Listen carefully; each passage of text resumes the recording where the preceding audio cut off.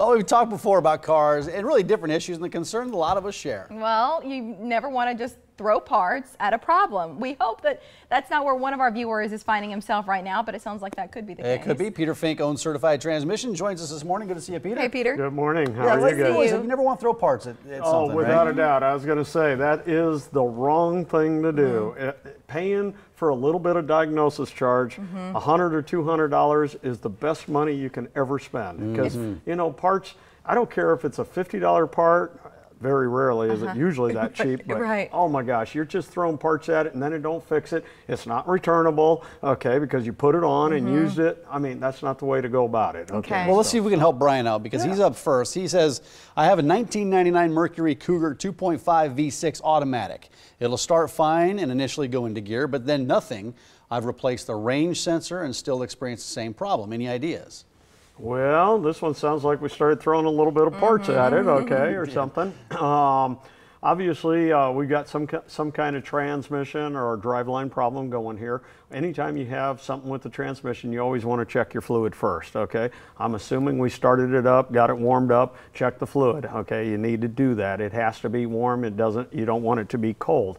Second, notice the condition of the fluid. Is it red or black? If it's black, you can also smell it, okay? If it smells burnt, okay, not a good thing, okay? It's supposed to be red. It's supposed to be red, it's supposed to not really have much of an odor or maybe just smell like oil, okay, a little bit, but not burnt, okay?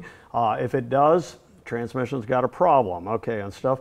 On this particular one, if the fluid is correct, the next thing is I'm going to assume it holds park, okay? Because he didn't say that it didn't hold park here.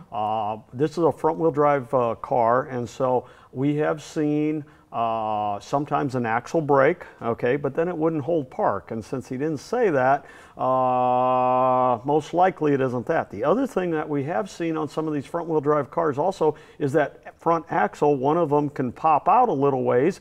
It will hold sometimes, and then you turn the steering wheel and it pulls on the axle a little bit and it pulls it out and then it quits moving and it broke a clip, okay? So again, not a lot of money. An axle isn't too bad either, maybe 250 bucks or something like that. If it isn't going to be any of those things, chances are we got an internal problem, okay? So this one could be a little bit ugly. You want to hook the scanner to it, see if there's any codes, get it diagnosed. Matter of fact, Brian, you call one of my shops, we'll get it to one of our stores, we'll check it out for free, we'll waive the checkout fee for you and see what it is, and then we'll work up an estimate what it will be. Initially not sounding real good on this one, okay? I can tell by the look on your face. Yeah. The in-depth explanation, I mean, there's something going on there. Yep. Okay, let's see if Anne's problem is any simpler. She says, it sounds like rushing water behind my dashboard when I accelerate in my 2003 Chevy Blazer. What could that be? Let's this is assume, an intriguing let's assume she didn't leave prospect. the moonroof open. There you go, there you go, there you go. The moonroof. Well, you know, isn't that, you're supposed to have that water sound to go to sleep, you yeah, know, you know, and but not stuff. behind the wheel. Oh, that's right, yeah, okay, all right. I've never heard of this before. What do you think? It's actually somewhat of a common problem, okay? What happens is the air conditioner ductwork is behind the dash and they have a drain hose that just drips out on the road, okay? You notice when you leave your car running and you got the air conditioner on, if you move out of the spot, there's a big water spot, okay, and stuff, all right? Well, if that hose plugs up, okay, then the water can't get out and it stays in there, like and it's going to slosh around. In the thing, just like the plumbing in our home. Yep. It's going to slosh around in there. So this one, you got to find that hose, probably just get an air hose, blow up in there gently, probably to free it, or use a coat hanger or a wire, kind of feed it up in there. Next is, if that moisture's really been in there, you need to get that evaporator and all that clean. They sell a kit that you spray in there and it cleans it and flushes it all out. Gotcha. But I'm sure it's probably plugged here. So, well, hopefully not. This one shouldn't be a big deal. Okay, this one shouldn't be a big deal. Okay, this is our last one, and I think this is a great timely question that Karen asked. Do I need to do anything to transition my car from cold weather to warmer weather? Well, have we had a winter this year around here? Not really. I never got my So snowblower mild. out once. It yeah. was pretty So mild, okay, without a doubt, okay.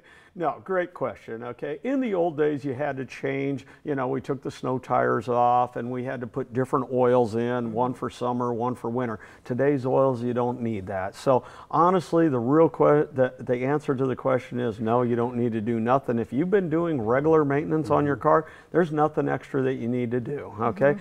Good time to check your tires, okay. It's going to be raining. Most tires are all obviously. season now, aren't they? They're usually all season. I mean, you can still buy snow tires and put them on for the winter time, I mean, and things, but most people don't do that anymore because they have improved the tire technology so much.